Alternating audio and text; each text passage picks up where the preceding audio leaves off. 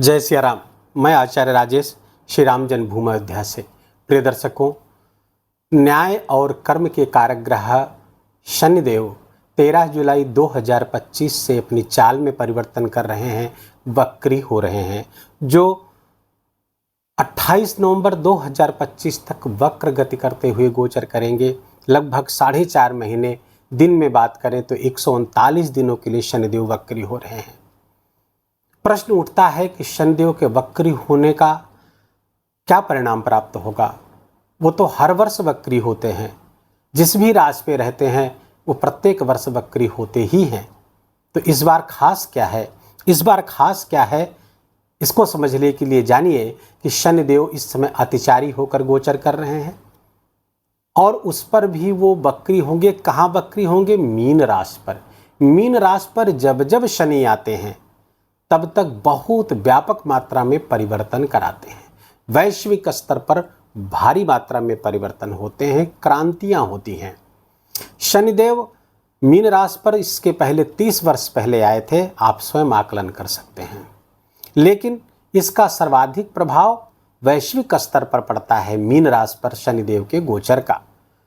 राजनीतिक सत्ताओं के परिवर्तन का, युद्धोन्माद का, राष्ट्रों के बीच युद्ध का, बड़े आर्थिक निर्णयों का, वैश्विक स्तर पर आर्थिक मंदी का, आदि आदि। लेकिन ये वैश्विक स्तर पर इसके प्रभाव पड़ते हैं। निजी स्तर पे उतने व्यापक परिवर्तन देखने में नहीं आते। लेकिन इस बार कुछ परिस्थितियां और भी विपरीत हैं। कारण क्या है कि मंगल के साथ शनि का दृष्टिगत संबंध आने वाले लगभग 3 महीने तक बना रहेगा। उस पर भी देवगुरु बृहस्पति भी अतिचारी होकर गोचर कर रहे हैं, जो 2025 से लेकर 2032 तक गोचर करेंगे। जब शनि और गुरु दो बड़े ग्रह अतिचारी होकर गोचर करते हैं तो फिर ये परिणाम भयावह भी हो जाते हैं और समस्याएं बहुत जटिल हो जाती हैं। वो आने वाले 2-3 वर्ष तक ये ऐसी स्थितियां बनी रहनी है। इसीलिए मैं लगातार आपको सचेत करते हुए आ रहा हूं। इस वर्ष के प्रारंभ से ही सब लोग सावधान रहें, एक दूसरे का ख्याल रखें, धन को बचा कर रखें, क्योंकि धन ही अंततः आपके काम आएगा। धन और भजन, यही 2 आने वाले समय में आपके काम आने वाले हैं। अब शनिदेव के वक्र गोचर का वृश्चिक राशि के जातकों को क्या परिणाम प्राप्त होगा। तो पहले तो आप समझ लीजिए कि शनिदेव जब वक्री होते हैं तो सूर्य से सर्वाधिक दूरी पर होते हैं। सूर्य से सबसे दूर होते हैं, लेकिन पृथ्वी से सबसे नज़दीक आ जाते हैं।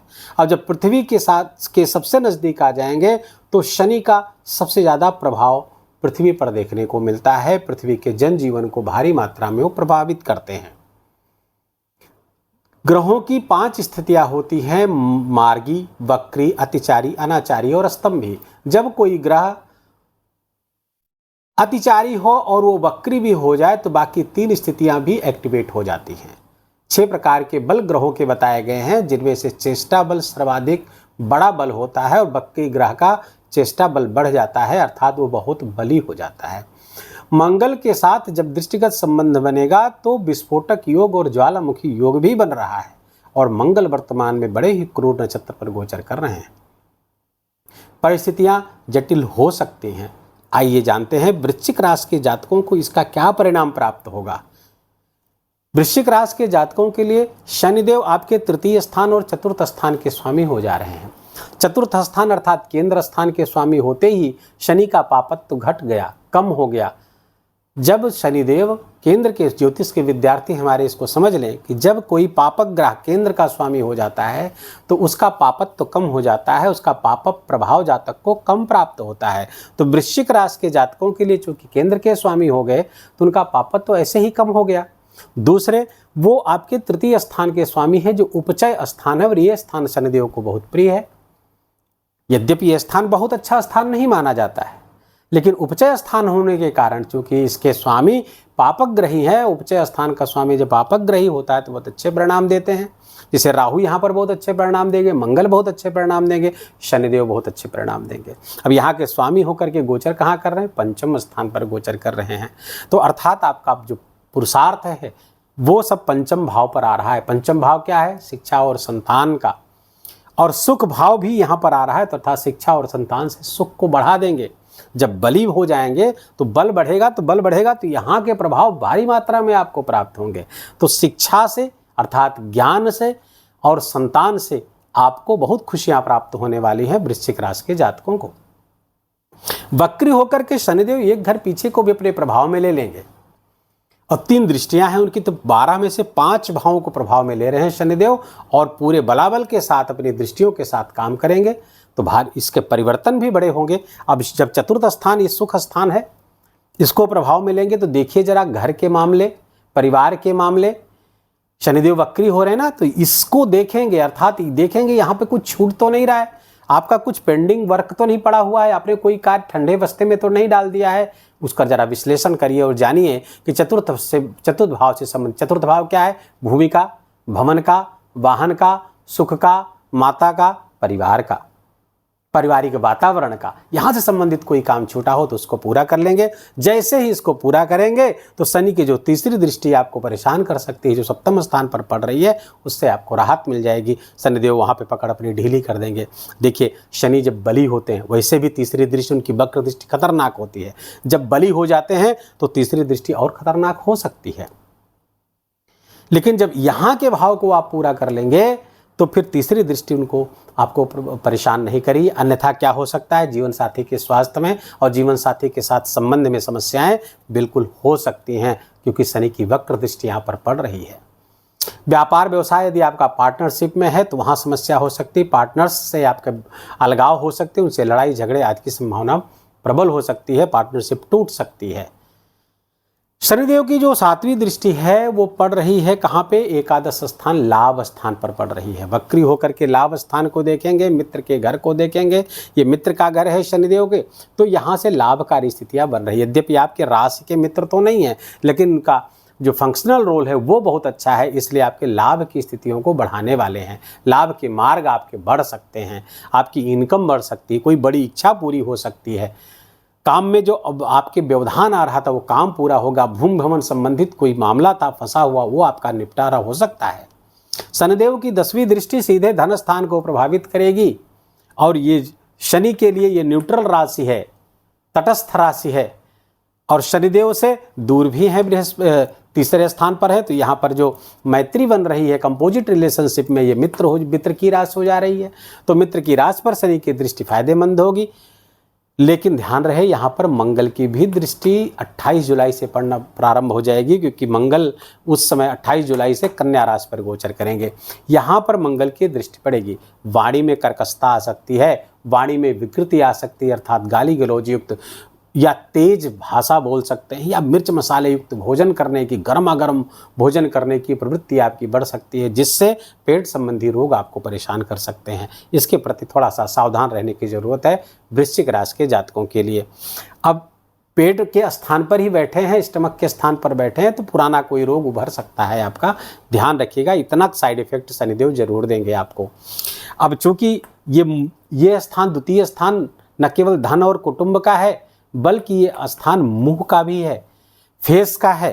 तो मुंह है तो खान पान पर आपको नियंत्रण, क्योंकि शनि तपस्वी हैं, यहाँ पर दृष्टि आ रही है, तो इस पर आपको संयम रखने की आवश्यकता है। शनि परम संयमी है, तो संयम यहाँ पर बरतने की आवश्यकता होगी। अब ध्यान रहे, न केवल शनि और मंगल की दृष्टि आप यहाँ पर आ रही है, बल्कि देवगुरु बृहस्पति अष्टम स्थान पर बैठकर उनकी 7वीं दृष्टि यहाँ पर पड़ रही है। 3 बड़े ग्रह आपके धन स्थान को एक्टिवेट कर रहे हैं, आपके परिवार के स्थान को, कुटुंब के स्थान को एक्टिवेट कर रहे हैं, और इसलिए इस भाव से संबंधित लाभ मिलना बिल्कुल तय है। अच्छे परिणाम आ सकते हैं, धन वृद्धि हो सकती है, प्रॉपर्टी का जो पैतृक संपत्ति है उसमें से आपको लाभ प्राप्त हो सकता है आदि। लेकिन आपको अपनी वाणी पर नियंत्रण रखने की आवश्यकता होगी, पूरा सोच समझ कर बोले। हो सकता है आपका इंटेंशन ऐसा ना हो, लेकिन शब्दों का चयन गड़बड़ हो जाएगा और पर कुटुंब में उसके कारण कलह हो सकती है। इस बात का आपको ध्यान रखना ही होगा।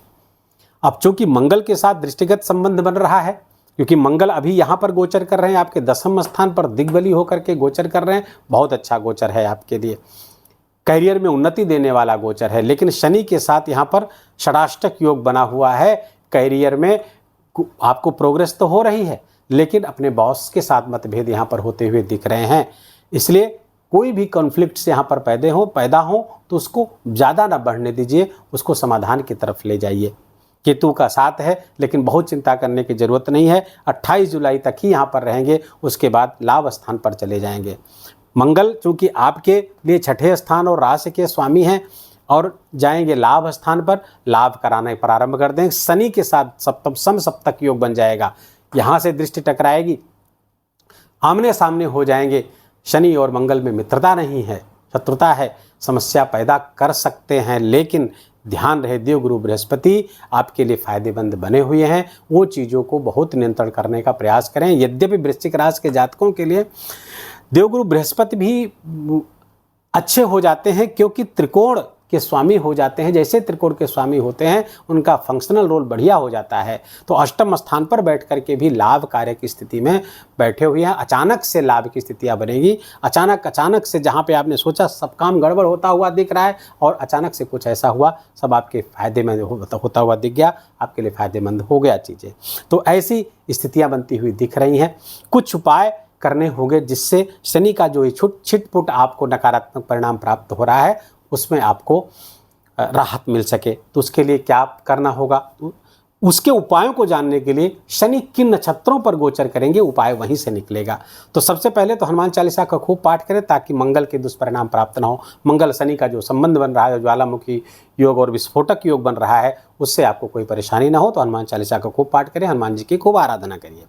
दूसरा, शनिदेव उत्तरा भाद्रपद नक्षत्र पर 3 अक्टूबर तक गोचर करेंगे। उत्तरा भाद्रपद नक्षत्र के जो स्वामी हैं शनिदेव स्वयं है। अधिष्ठाता देवता उत्तरा भाद्रपद नक्षत्र के अहिर्वधन्य हैं, जो भगवान विष्णु की शेषशायी मुद्रा की व्यवस्था करते हैं, उनके शयन की व्यवस्था करते हैं। तो देवगुरु भगवान विष्णु इस समय योग निद्रा में होते हैं। प्रायः जब शनि वक्री होते हैं, प्रायः की स्थिति में वो योग निद्रा में ही होते हैं। अहिर्बुधन उनकी सोने की व्यवस्था करते हैं। तो भगवान विष्णु का ध्यान और उनका ध्यान शेष साई मुद्रा पर लेटे हुए हैं। मंद मंद मुस्कान है, आंखें अर्ध निमीलित है अर्थात आदि खुली हुई है, योग निद्रा में है। माँ लक्ष्मी उनके पैर दबा रही हैं, नाभि कमल से उनके ब्रह्मदेव प्रकट हैं और हाथ में शंख चक्र गदा पद्म धारण किए हुए हैं भगवान। ऐसी दिव्य छवि का ध्यान करते हुए ओम नमो भगवते वासुदेवाय का जप करें, बहुत अच्छे परिणाम प्राप्त होंगे।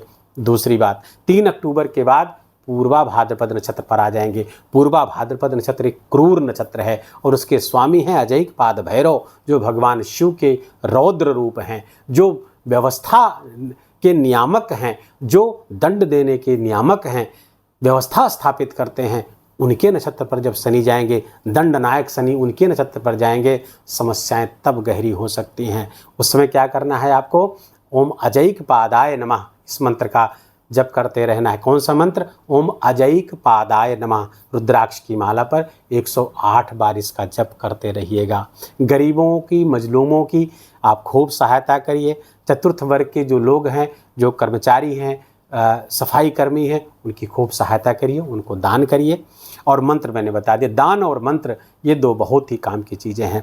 भगवान नाम को जपना बिल्कुल मत भूलिए। जिस भी नाम में आपकी श्रद्धा है, आपकी आस्था है, कम से कम 1 घड़ी अर्थात 24 मिनट उसका नित्य जप करिए। कभी भी समय मिले, सोते समय मिले तो सोते समय बिस्तर पर बैठ करके भगवान का ध्यान करते हुए उस नाम का जप करेंगे, आपका सर्वत्र मंगल ही मंगल होगा। वीडियो को यहीं विराम देंगे। वीडियो अच्छा लगा हो, आपके काम का लगा हो, मेरा बोलना आपका सुनना दोनों सार्थक हुआ हो तो कृपा करके वीडियो को लाइक करिएगा, अपनों के साथ शेयर करके उनको भी सावधान करिए, सचेत करिए, उनको भी इस वीडियो का लाभ दीजिए। कमेंट में जाकर जय सिया राम लिखना बिल्कुल भी मत भूलिएगा।